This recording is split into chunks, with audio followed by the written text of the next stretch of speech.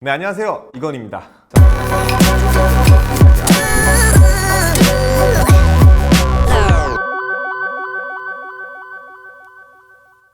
오늘도 이달의 이슈를 모아서 여러분들과 함께 이야기 나누고자 합니다. 자, 첫 번째 이슈입니다. 개헌론 관련된 이야기인데요. 이 개헌론 안에는 토지 공개념 등과 같은 다른 이슈들도 있지만 그 중에서도 단연 여러분들의 이목을 집중시키는 것은 대통령제가 아닐까 싶습니다. 이 대통령제를 단임제에서 연임제 혹은 중임제로 바꾸자는 건데요. 과연 그럼 단임제가 뭐고 연임제나 중임제가 뭘까요? 단임제 같은 경우에는 대통령으로 한번 선출된 인원이 다시 한번 선거를 치를 수 없는 것을 얘기합니다. 우리나라가 대표적인 예시인데요. 우리나라 같은 경우에는 대통령이 한번 되고 나면 다시는 대통령이 될 수가 없죠. 반면에 연임제 같은 경우에는 대통령직을 2번 연속으로 할 수 있는 것을 의미합니다. 대통령 임기 중에 그 다음 대선이 있다라고 한다면 대선에 다시 한번 출마할 수 있고요. 그리고 거기서 당선이 된다라고 한다면 대통령을 다시 한번 할 수 있는 것을 의미합니다. 그럼 중임제는 뭐냐? 이러한 횟수 제한이나 연속성 제한이 없이 다시금 계속해서 대통령 선거에 출마할 수 있는 것을 말합니다. 이 대표적인 예시가 미국인데요. 미국 같은 경우에는 흔히들 연임제로 알고 있는 게 대부분입니다. 하지만 헌법을 자세히 들여다보면 중임제에 가깝습니다. 아무 시기나 상관없이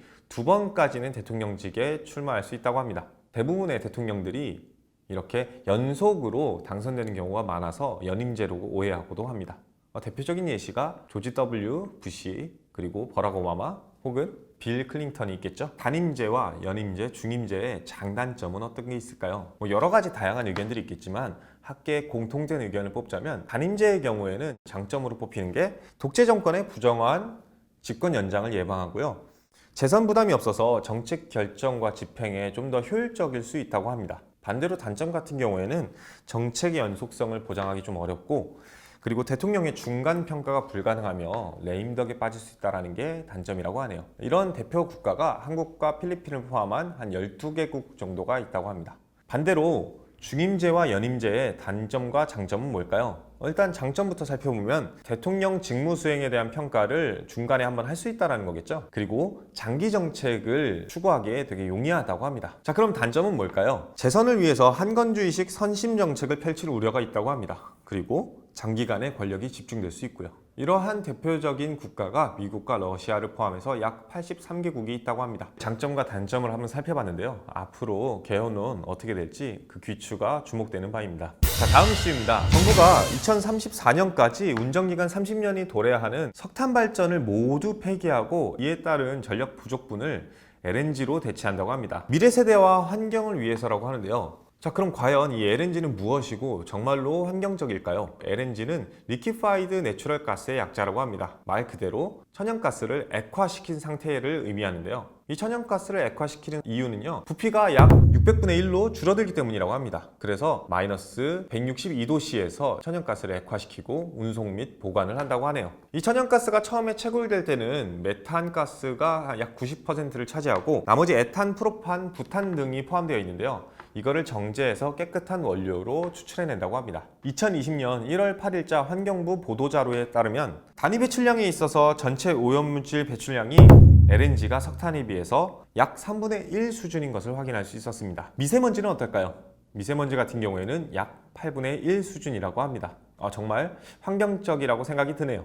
하지만 한편으로는 이렇게 LNG를 사용하는 것이 전기료 인상을 초래할 수 있지 않겠냐라는 우려도 낳고 있는데요. 2020년 5월 기준 연료비 단가를 확인해 보니 킬로와트당 유연탄 같은 경우에는 약 53원, 그리고 무연탄 같은 경우에는 62원이 드는데 비해서 LNG는 84원 정도가 드는 것으로 조금 더 높은 것을 확인할 수 있었습니다. 앞으로 이러한 발전 단가를 줄이면서 전기료에 대한 국민의 걱정을 좀 덜기 위해서라도 효율적인 에너지 생산 방향이라든지 아니면 대체 에너지 생산에 대해서 좀 더 깊은 고민이 필요한 부분이라 생각이 드네요. 우리나라가 환경과 경제성 모두를 잡을 수 있으면 하는 바람입니다.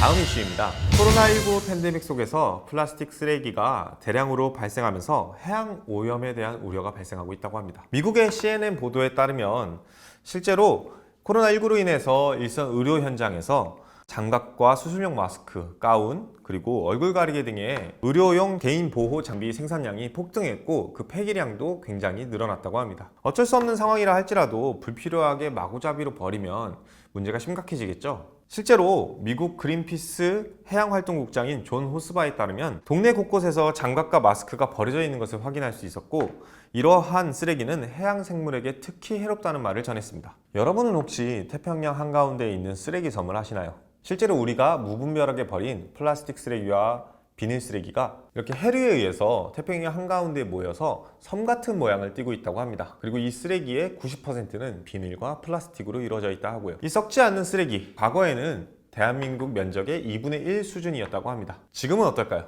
지금은 대한민국 면적의 약 15배 수준인 155만 제곱킬로미터 수준이라고 합니다. 실로 어마어마한 양이 아닐 수 없습니다. 이렇게 무분별하게 버린 쓰레기, 결국에는 물고기들이 먹고 그 물고기를 인간이 먹으면서 결국에는 악순환이 발생할 수밖에 없겠죠. 여러분들도 쓰레기 함부로 버리지 마시고 분리수거 꼭 잘하셨으면 좋겠습니다. 물고기야 미안해.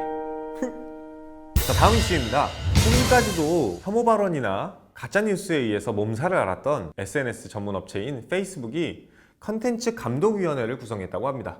이 컨텐츠 감독위원회는 총 20명으로 구성되어 있는데요. 이 중에는 미국의 연방순회법원 판사로 재직했던 헌법학자 마이클 맥코널, 덴마크의 전 총리 헬레 토너링 슈미트, 그리고 노벨 평화상 수상자인 예멘의 사회운동가 타우와클 카르만 등 다양한 국적의 변호사, 교수, 언론인이 포함되어 있다고 합니다. 타이틀만 봐도 정말 어마어마하죠. 이러한 컨텐츠 감독위원회는 노출, 폭력, 혐오 발언 등에 대해서 페이스북과 인스타그램에서 삭제한 게시글에 대해서 사용자가 이의 신청을 할 경우에는 그 최종 삭제 여부를 결정한다고 합니다.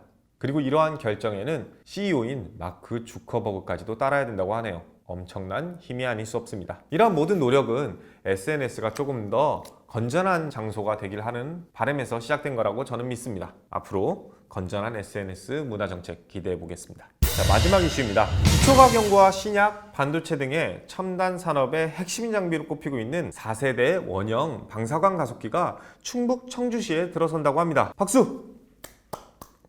사실 이게 최초는 아니라고 하네요. 국내에는 경북 포항에 3세대, 4세대 선형 방사광 가속기가 이미 설치되어 있다고 합니다. 다만 이게 2대밖에 없다 보니 연구자들의 수요를 충족하기엔 조금 어려웠겠죠. 그래서 과학기술정보통신부에서 약 1조 원의 예산을 들여 새로운 4세대 원형 방사광 가속기를 구축하기로 했다고 합니다. 자, 그럼 여기서 궁금한 점 한 가지. 도대체 이 방사광 가속기는 뭘까요? 전자를 빛의 속도에 가깝게 가속해서 밝은 빛을 내게끔 하는 장비로, 이 가속기가 만든 빛을 통해서 일반 현미경으로는 볼 수 없는 나노미터 수준의 아주 작은 미세한 구조나 세포의 움직임 등을 실시간으로 관찰할 수 있다고 하네요. 실제로 신종플루 치료제인 타미플루라든지 발기부전 치료제인 비아그라 같은 경우들이 이러한 장비를 이용해서 개발됐다고 하네요. 앞으로 방사광 가속기를 이용해서 대한민국의 많은 산업 발전 기대해 보겠습니다. 자, 지금까지 이달의 가장 중요한 이슈들을 모아서 정리해 봤는데요. 다음 달에도 중요한 이슈, 좋은 이슈들 선별해서 여러분들께 찾아뵙도록 하겠습니다. 지금까지 이건의 시사 발견이었습니다.